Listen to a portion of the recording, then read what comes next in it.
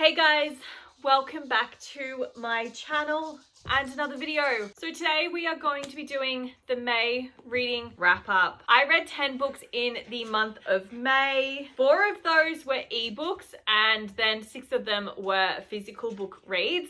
We're just gonna get straight into this video because I anticipate it's going to be on the longer side like my wrap-ups all tend to be. So I hope you guys enjoy this one and let's just get straight into all of the books that I read in May. So the first book that I picked up was None of This Is True by Lisa Jewell.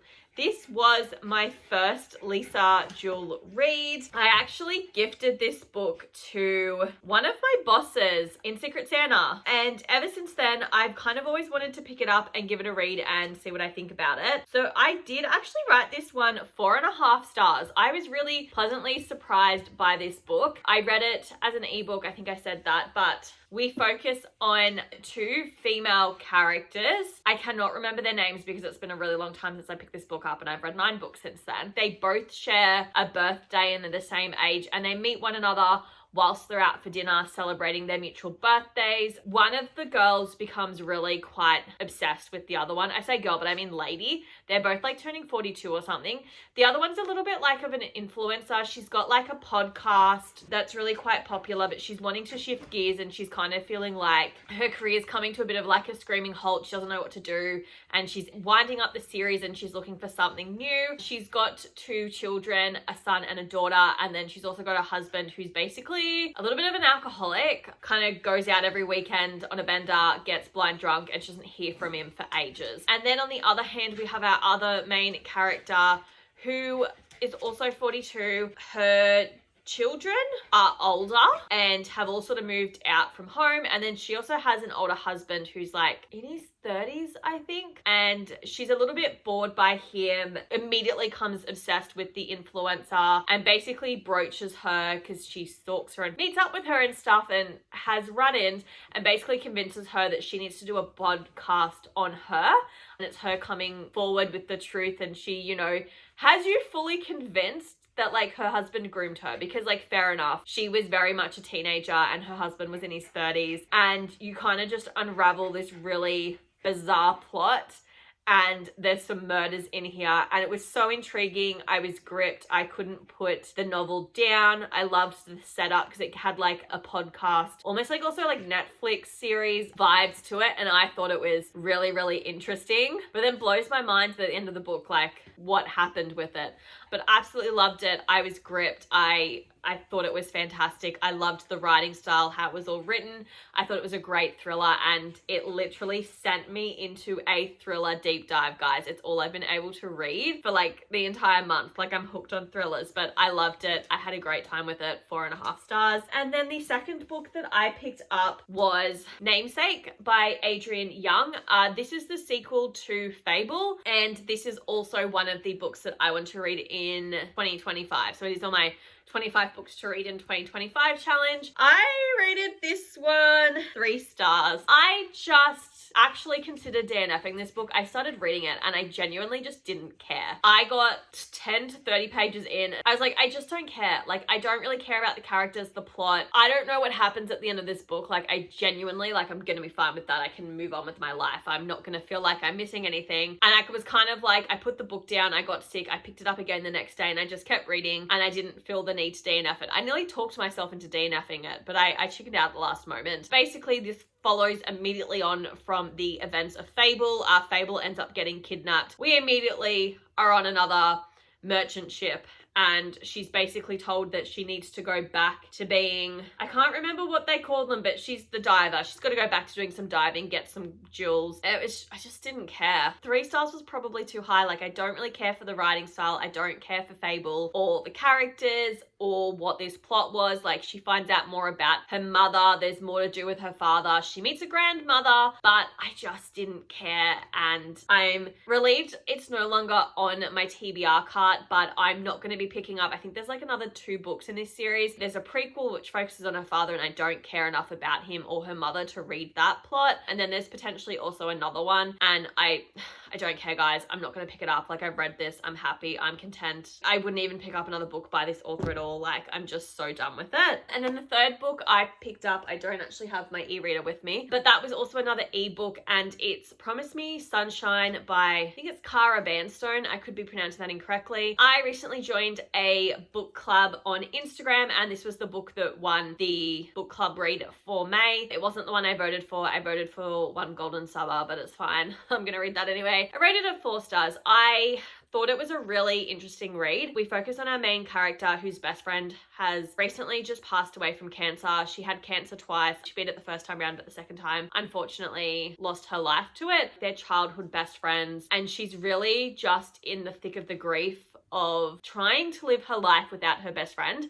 And her best friend and her made this list of things that she needs to do to keep living her life after she's gone. And she ends up getting a bit of a temporary babysitting gig for this single mother whose daughter is like 10-ish, I think. And then the girl's uncle is always sort of floating around and hanging around, and they develop a little bit of a relationship because he has had a lot of grief in his life and he's sort of helping her work through hers. I mean, it's my first Cara Vanstone book. I didn't mind it. I did feel like it was a little bit too long, and it did drag on at times, and I kind of got like a little bored with it, but for the most part I did enjoy it. I think it was a really good representation of grief and what people go through. At this stage, I wouldn't pick up another book by this author, especially if they're all so long, and especially if that one also addresses like a heavy subject matter. I felt like I was gonna cry the entire time. I didn't cry, but I was waiting to. But overall, I did enjoy the book, and that's all I really have to say on that one. And then book number 4, guys, was Sunrise on the Reaping by Suzanne Collins. This is the most recent Hunger Games book,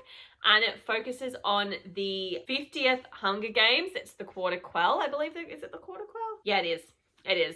And we focus on Haymitch. If you've read the Hunger Games, he is the mentor that helps Katniss and Peter through their Hunger Games. We finally get his story. We get like some more connections. I rated this one 4 stars as well. The entire time I was reading it, I knew that a lot of people had read this and cried. And so like I was just on the edge of my seat the entire time. Purely also because like obviously this book is set before the Hunger Games. So I knew that the only person that I could get attached to in this book was Haymitch, because I didn't know 95% of the other characters in this book because we don't know them from the Hunger Games. So I'm like, there is no point getting any attachment to the vast majority of these characters because they're all going to be dead, and I already know that they're dead because I haven't learned about them yet. But it was just mostly stressful reading this book. Like, I knew that Haymitch won and that everybody else would die, but I was like wanting to get like attached to characters, but I was like having to stop myself because I'm like, they're gonna die, because that's the only possible outcome. Like, they're in the Hunger Games with him and we know he wins. We already know that as a fact. It's canon. So it was a little stressful. It was actually really sweet though to meet Katniss's parents when they were teenagers, because obviously her mother's best friend is actually in this 50th anniversary of the Hunger Games. So that was wild. And meeting her dad, because we've never met her dad, but meeting him as a teenager, it was insane. And then like the epilogue at the end where like it's taking you kind of through a little bit of the Hunger Games and years later. Oh my God, it was a lot. And it was really nice to kind of get the missing pieces that you weren't given in the Hunger Games, and like how long they've actually been trying to take down the Hunger Games. And we can see exactly why Haymitch has turned into the person that he is. I think it's devastating that he was so against alcohol and never drunk, and because of the events of the Hunger Games, it turned him to turn into basically the mess that he is. I will say this, it was really cool because we actually met some of the other mentors and I guess previous tributes who then get pulled into the Hunger Games sequel, Catching Fire. It was cool to see them a little bit younger as well and meet them. But yeah, overall, I thought this was fantastic. I so preferred it to The Ballad of Songbirds and Snakes. This was far superior. Had a great time with it. I actually think it did add to the Hunger Games world and it was pretty good. It was brilliant. And then book 5 was another ebook for me. It was Then She Was Gone, also by Lisa Jewell. I was on a bit of a Lisa Jewell kick this month. I had to pick up another thriller of hers, and this was the next one that was available on the Libby app, so I gave it a read. This book was a really interesting one. It's obviously another psychological thriller, but it was interesting because obviously in this book we have a young girl who has gone missing about 10 years prior, and they could never find her, and then it basically focuses on her mum. And obviously, like, you knew that the only outcome with this book is that you were going to find out that the girl was dead. And it was such an interesting read, and to see like the breakdown in the relationship of the parents. There were other siblings, but this whole book was just wild. It was mental. That's the best way for me to describe it. It was freaking mental. It focuses mostly on the mother still trying to come to terms with the fact that her daughter, they don't know what happened to her. That daughter was also like her golden child, so she doesn't have a great relationship with her daughter and son. And then she ends up meeting another man who is similar to her in age, but also has a 9-year-old daughter. And then it basically just explores the link between her and the man and the daughter. And then it also goes back in time to tell us what actually happened to her daughter. And like the connections that were made were just really intense. It was a super interesting read, and I definitely found myself like trying to guess what was going on and what happened. And it was wild, and we went on a journey, and I again rated this one 4 stars. I did really quite enjoy it, and these thrillers, mate, like they're insane, but it was really interesting, and I'm really loving that with these thriller books that I'm reading, I'm able to kind of put theories and ideas together with what I think's happening. It's wild to see when you're right though. That's really interesting. But that's kind of all I really want to say on Then She Was Gone. It was just a little bit sad because you knew in the flashbacks that at some point the daughter was going to die, and they obviously found the daughter's remains as well 10 years later, and they were able to bury her and stuff like that. But my God, the plot twist, did not guess them. And then the 6th book I picked up was Never Ever Getting Back Together by Sophie Gonzalez. And this is also one of the 25 books that I want to read in 2025. This one I was actually really hesitant to pick up on because if you've seen my TBR video for May, I was reading the blurb and I was basically horrified to learn that the main characters were all basically teenagers, and I really just didn't want to read about teenagers on a reality TV show. I rated it 3 stars and I enjoyed it more than I was expecting to. I actually really liked the writing style. I thought it was really easy and simple to read, but I kind of just didn't really care for the plot. So we focus on our main character, Maya, and she got cheated on by her ex, Geordie. It's dual point of view, so it's Maya's point of view and then another girl, Sky's point of view. And Sky is the girl that Geordie cheated on her with. And basically, Geordie's older sister is now a princess, and they, for whatever reason, a reality TV show wants to pitch a show where they bring all of Geordie's exes and he gets another second chance at romance with one of these girls, and all his exes come back and go on this reality TV show to date him. Maya does not want to go on this show whatsoever. She hates Geordie. She doesn't want to come and see Sky. She's like, I don't want to have anything to do with this. And then she decides that actually she would very much like to make Geordie fall in love with her so she can break his heart on national television and everyone can basically see him for the scum that he is. She ends up having to room with Sky, and the two of them start to develop a little relationship because they are both bi. So for the most part, I enjoyed it more than I was expecting to. I still didn't think it was that great of a book. I hated Geordie from the get-go. I knew he was a creep. I didn't trust him. I thought there was going to be more like bitchy drama between the girls, and I'm glad that there wasn't. I think at times it was a little predictable, and I got a little over Sky's kind of like baggage that she was bringing into a relationship of people always leaving her, and she was always thinking the worst of Maya. They were terrible at communicating, and it was a little frustrating at times. Yeah, overall 3-star read. Probably wouldn't want to read another book similar to this premise. I definitely don't think it's something that, 18-year-old girls should be participating in. That's just my opinion. But yeah, glad that I've read it and that it is actually now off my TBR card as well. And then book 7 was The Iron Sword by Julie Kagawa.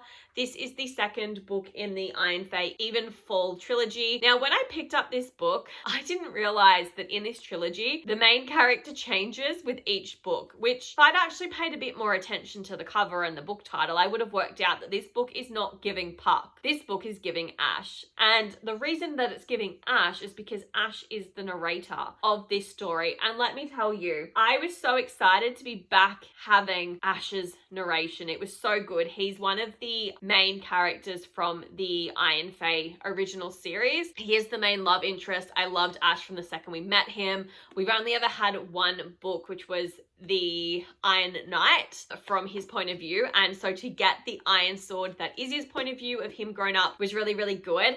I will say though, common theme in this trilogy is that the even full fairies, we finally worked out who they are and what they're doing, what it all means. They basically instill like a lot of fear and anger in people.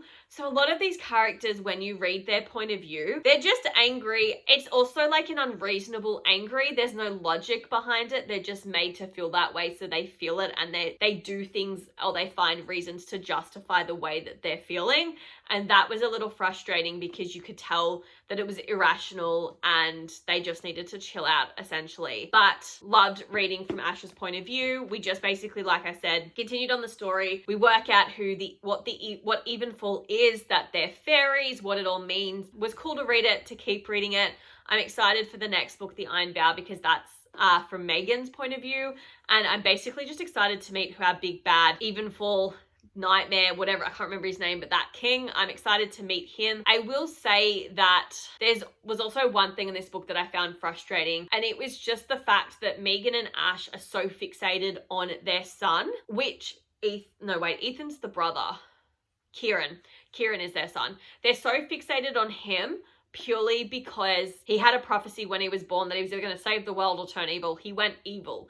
And because he went evil, he had to get banished. This is from one of the previous series prior to this. They still bring it up all the time. And it's just a little annoying. Like, we get it, we know it. But then there was this nightmare sequence. And in the nightmare sequence, it was Kieran going evil again. And I was just like, can we get a new fear? We did it. We've done it. Can we move on from this? That was a little frustrating about it. But yeah, overall, did quite enjoy it, and I rated it 3.5 stars. And then book 8 was my final ebook read for the month, which was once again another Lisa Jewell novel, which was The Family Upstairs. I did rate this one 4 stars as well. I think I liked None of This Is True, then The Family Upstairs, and then She Was Gone. This one was a really super interesting book because we had three point of views, one being our main character Libby. We then also had Lucy, and then also Henry. But what was interesting is that Lucy and Libby's point of views were set in present day time. However, Henry's point of view was set back in 1988 to 1991-ish, about then. And basically what happened is that Lucy and Henry are brothers and sisters. They were 14 and 16 by 1990 something, when everything happened. They were a little bit younger when we first met them, but only by a couple years. Henry was maybe 11. And they live in this really fancy house. Their parents are rich. Mum just starts letting these random people come into their life. Dad has a stroke. They then get a healing man in who brings his wife and his 2 children. Then the healing man gets with this other woman who brought him in, and they just slowly start running the household and treating the children like trash. They get rid of all of the belongings.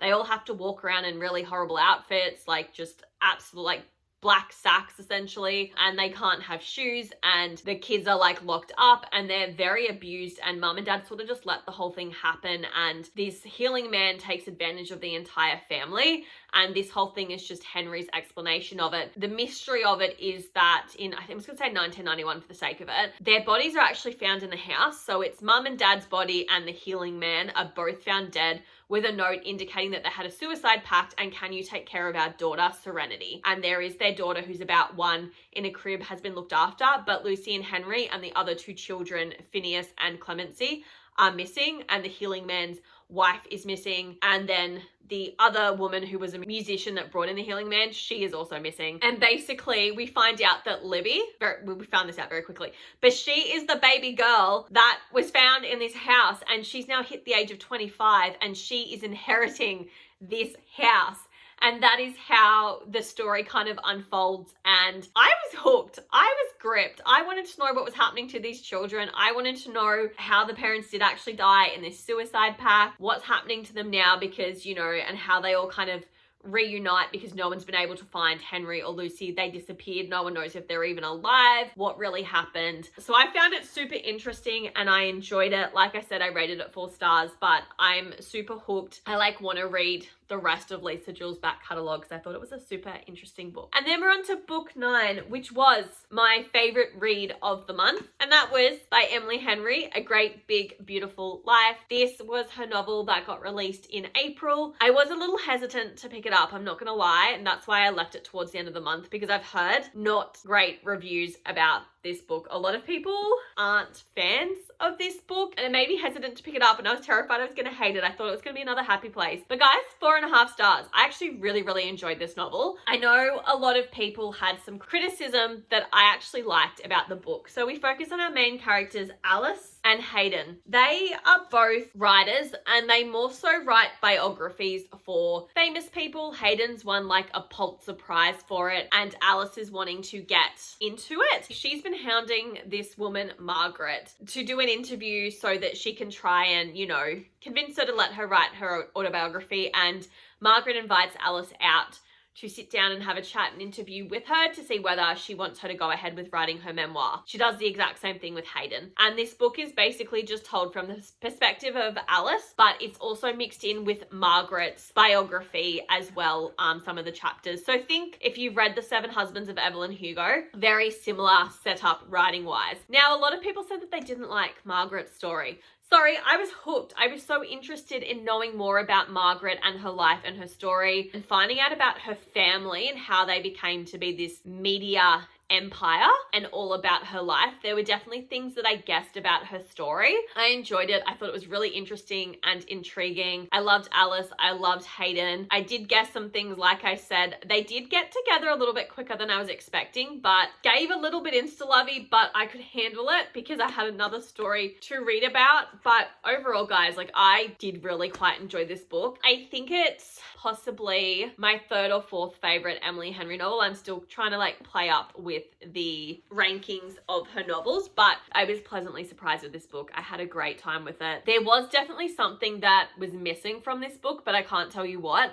I just know that the magic of Emily Henry novels was missing a little bit, and I can kind of understand why people didn't really enjoy this book, but I think because I knew that people didn't really love it, I went in with a little bit of lower expectations, and I think that helped me out and why I really enjoyed it. But no, I loved getting to know about Alice and her family and her story, and then finding out about Hayden, the plot twist at the end, I didn't really see coming until it was like right there, but I had a great time with it and I thought it was a fantastic story. And then our 10th and final book was The Courting of Bristol Keats by Mary E. Pearson. I did rate this book 3.5 stars. It is like an adult fantasy novel. My sister did kindly gift this one to me for my birthday, and I thought, let's pick it up. I was actually worried that I wasn't going to finish this one in May, and I somehow managed to read 300 pages of this very thick fantasy novel to get it finished. So I'm proud that I did it, but I'm exhausted that I did it. I'm also going to be honest, I don't really remember much about it because I did force myself to read 300 pages in one sitting. We focus on our main character, Bristol. Her parents have always basically been on the run and has been moving the family around quite a lot.